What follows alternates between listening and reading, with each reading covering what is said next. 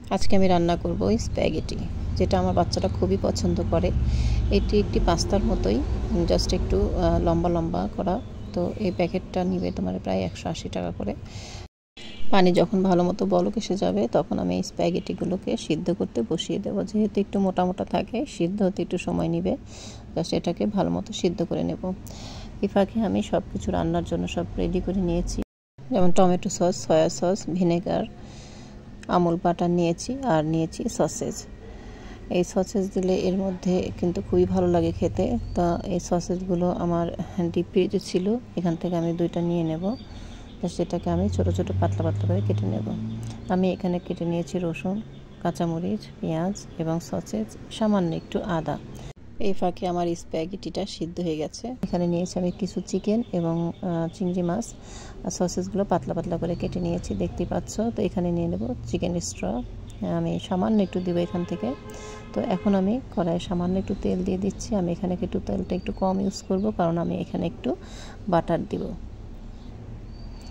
এই আমুল বাটারটা আমি এখানে ইউজ করব। এই বাটারটা দেওয়ার কারণে এর গন্ধটা কিন্তু খুবই ভালো লাগে। প্রথমে আমি একটু আদা রসুন দিয়ে দিলাম, এরপরে দিয়ে দেব সসেসগুলো, যেই পাতলা পাতলা করে কেটে রেখেছিলাম সেই সসেসগুলো দিয়ে এটাকে একটু ভেজে নেব। এরপরে দিয়ে দেব কাঁচামরিচ এবং পেঁয়াজগুলো, যেগুলো কেটে রেখেছিলাম সেগুলো দিয়ে দেব, দিয়ে আরও একটু নেড়ে নেব। এরপরে যে দেশি 2টা ডিম আমি দিয়েছি। দেশি ডিম কিন্তু এখন খুব একটা দেখতে পাওয়া যায় না সব সময়। তো এটা এখানে গ্রামের অঞ্চলে এখানে একটু দেশি ডিমটা পাওয়া যায়। তো এই জন্য আমি দেশি ডিম 2টা ছোটো ছোটো ডিমগুলো দিয়ে দিলাম এবং এটাকে এই সসেজের সাথে এটাকে একটু ভেজে নেব। জাস্ট ভাজা হয়ে গেছে।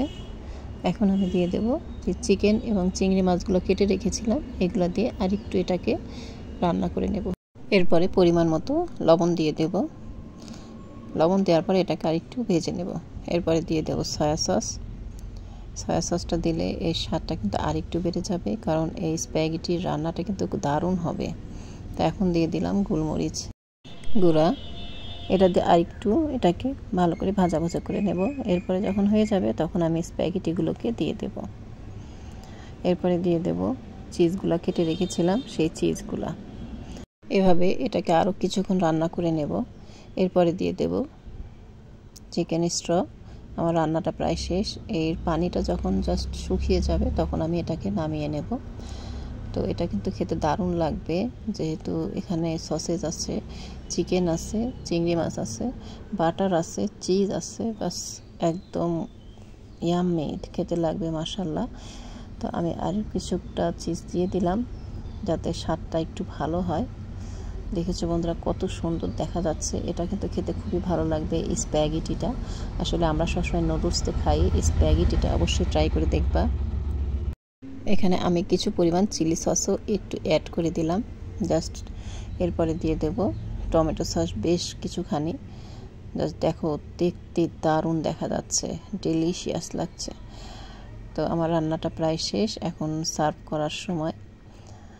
তো বন্ধুরা, আমার ভিডিওটি যদি তোমাদের ভালো লাগে তো অবশ্যই লাইক, কমেন্ট এবং শেয়ার করে পাশেই থাকবে। ধন্যবাদ, এবং রান্নাটা কেমন হয়েছে অবশ্যই জানাবে। ধন্যবাদ।